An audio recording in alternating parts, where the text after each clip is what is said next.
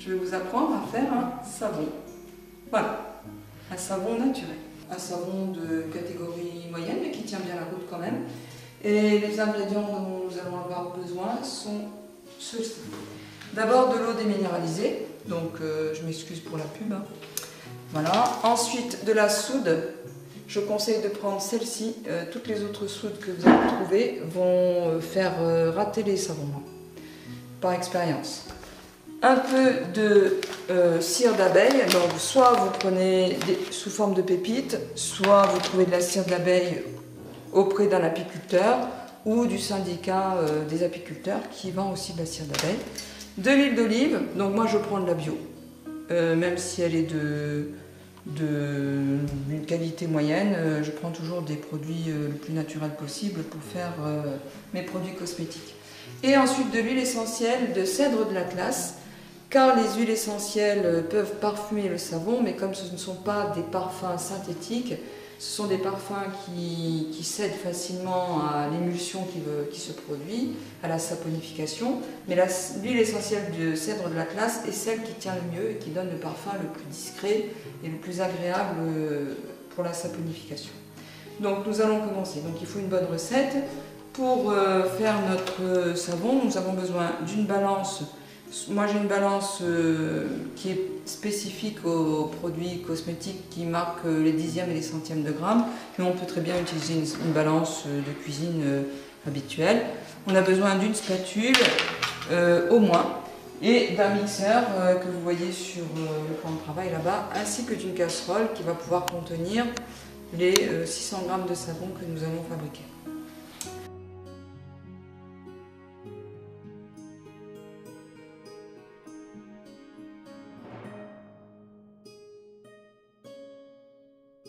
Donc, nous allons faire une préparation qui nécessite 600 g d'huile d'olive. Donc, on va commencer par mesurer les 600 g d'huile d'olive.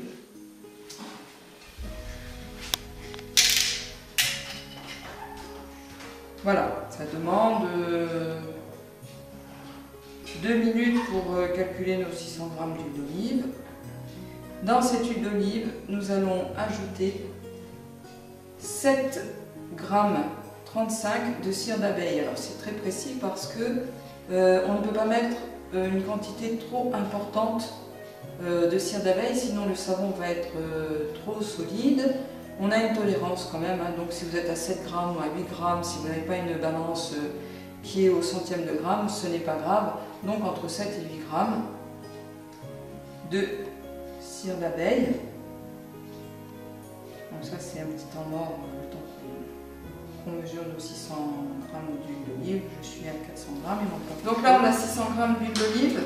Maintenant on va mettre nos 7 g, entre 7 et 8 g de cire d'abeille dans l'huile d'olive.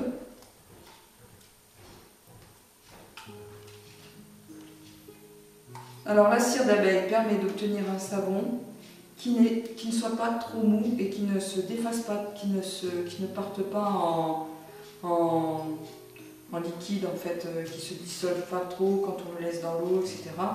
Bon, là on fait un savon qu'avec de l'huile d'olive, mais on peut faire des savons avec des huiles mélangées.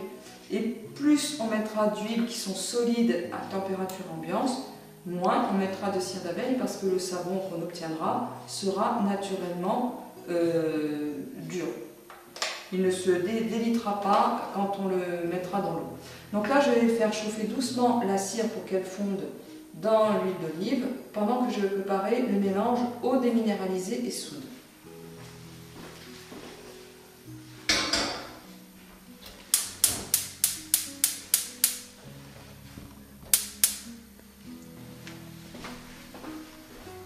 On va insister en revanche sur la quantité, la masse d'eau qu'on va mettre et la masse de soude, car c'est vraiment très important de respecter les quantités qu'on donne. Tout comme si vous désirez faire un autre savon avec d'autres huiles, il faudra vérifier sur un tableau indicateur des indices de saponification qu'on trouve facilement sur internet, la quantité de soude et d'eau qui sera nécessaire pour réaliser un savon.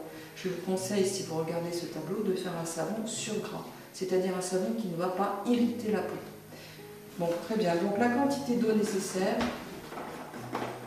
c'est 177,55 g d'eau. Moi j'ai une balance qui n'est pas ici au centième de gramme, donc je vais mettre entre 177 et 178 g d'eau déminéralisée.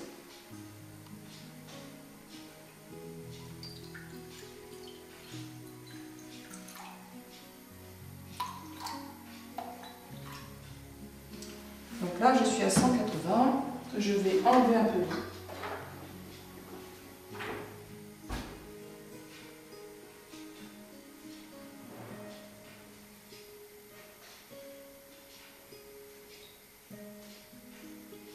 Voilà. Séparément, je vais mesurer la soude. On ne verse pas l'eau sur la soude, on verse la soude dans l'eau, car ça provoque une réaction exothermique extrêmement dangereuse. Et là, quand vous allez faire ça, pas d'enfants autour de vous, pas d'animaux, vous êtes vraiment très prudent. Ça dégage non seulement beaucoup de chaleur, mais des gaz qui sont irritants pour les poumons. Donc si vous pouvez travailler avec un masque, faites-le. Si vous n'êtes pas sûr de vous, mettez des lunettes, des gants. Soyez prudent quand vous allez mélanger la soude et l'eau.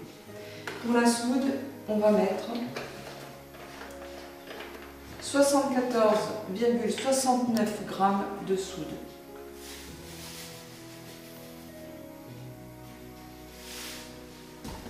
J'en ai mis un peu trop. Je vais enlever ce que j'ai en trop. Plus il y a de soude, plus le savon sera caustique. Donc ce n'est pas notre intérêt d'avoir un savon qui soit trop agressif. On veut avoir un savon qui soit doux.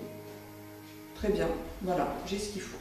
Donc je vais faire le mélange soude-eau et je vais m'empresser de le mettre dehors sur la fenêtre pour éviter de respirer les émanations de la réaction.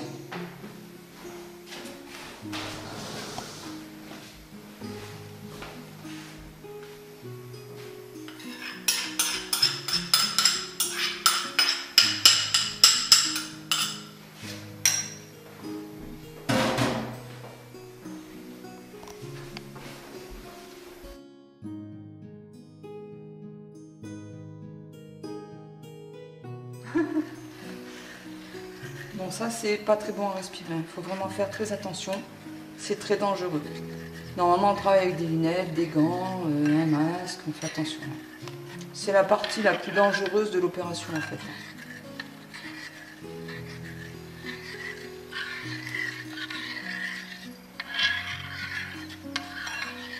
Tu vois cette fumée qui se dégage là? Oui.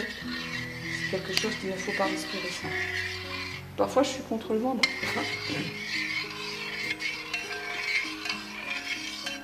Voilà, ça dégage beaucoup de chaleur cette réaction. Donc je vais couvrir pour qu'il n'y ait pas d'impuretés qui viennent. Donc là c'est bon. La cire a fondu.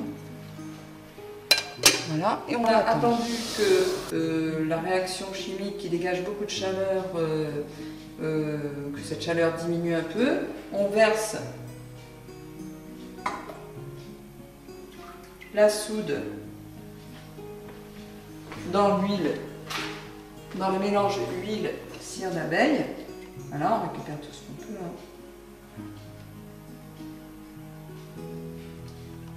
Voilà. Maintenant, on va prendre le batteur, le robot, le mixeur, enfin. Et on va l'actionner pour accélérer la réaction de saponification jusqu'à obtenir une pâte dans laquelle s'imprime le mixeur.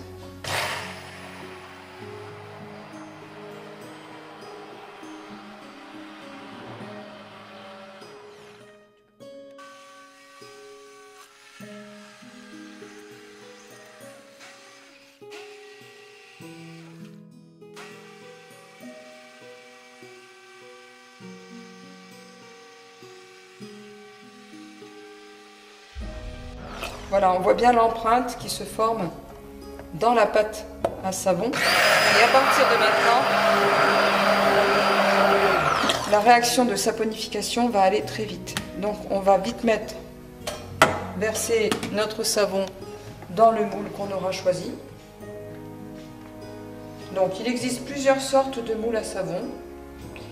qui vont du plus simple au plus sophistiqué. Tout dépend de ce qu'on veut faire du savon. Si on veut l'offrir, on va choisir un moule qui soit un peu original.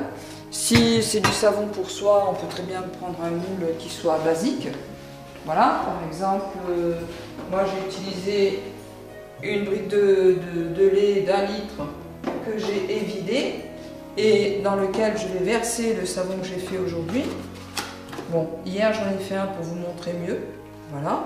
Et ça fait une brique de savon qui est tout à fait adaptée à un usage personnel. Maintenant, si on veut faire quelque chose d'un peu plus présentable, on va verser dans des moules en silicone qui sont parfaits, qu'on retourne pour démouler le savon et qui donnent ce genre de savon. Voilà, ça c'est des savons qui sont plus présentables, qu'on peut offrir. Mais bon, si on n'a pas les moyens d'acheter des moules à savon, il y a tous les prix. Hein. Après, on peut prendre aussi un moule en bois fabriqué maison avec des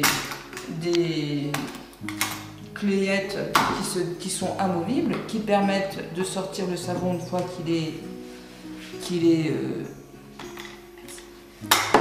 fait. Donc, quand on coule, il n'y a pas de problème. On peut mettre même du papier sulfurisé. Moi, j'ai essayé. Bon, c'est pas top. Hein. Voilà. Donc aujourd'hui, on va juste le verser dans notre brique de lait qui sera réutilisée. Donc, on garde le bouchon sur la brique de lait. Hein. Vaut mieux. Et on verse le savon, la pâte à savon. Donc, il faut une spatule en caoutchouc pour récupérer le maximum de produits qui aura été utilisé. Voilà. Alors, si le parfum vous semble très fort, rassurez-vous. En fin de saponification, il sera juste perceptible. Ça fait vraiment un peu les savons à l'ancienne, comme on pouvait les connaître quand on était petit, qui n'étaient pas bourrés de produits chimiques là. Voilà. Donc on racle tout ce qu'on peut. On étale bien à l'intérieur de la brique pour homogénéiser la répartition de la pâte. Voilà.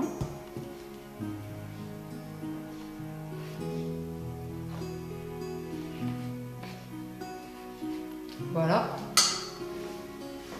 Et cette pâte, on va attendre 24 heures avant de la démouler. Il y a une réaction qui se fait, qui est très chaude, qui est assez chaude, et qui nécessite 24 heures de pause. Donc pendant 24 heures, on ne touche pas le savon, on le laisse comme ça. Si on a des élastiques, on le maintient avec 2 élastiques. Avec des élastiques, on maintient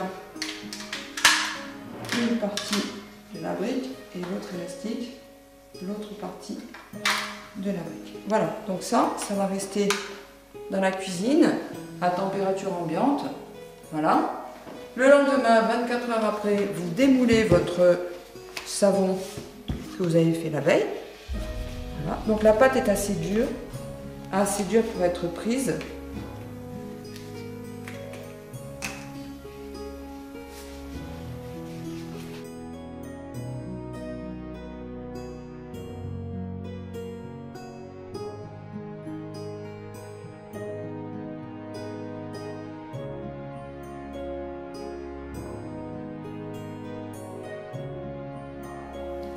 Et on peut couper des morceaux de savon à la taille qu'on veut.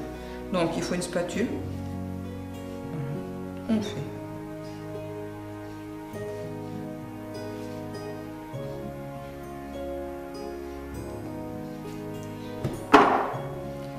On peut même, à l'aide d'un tampon marqué 100% végétal. Et voilà. Une fois que les savons sont découpés, on les met dans une pièce assez bien aérée, température ambiante, et on les laisse sécher pendant 1 mois avant qu'ils soient utilisés. C'est 1 mois minimum, c'est-à-dire que ça peut être aussi 5 semaines, 6 semaines, selon les huiles que vous mettez dans le savon. Voilà, et bien à votre tour de jouer maintenant.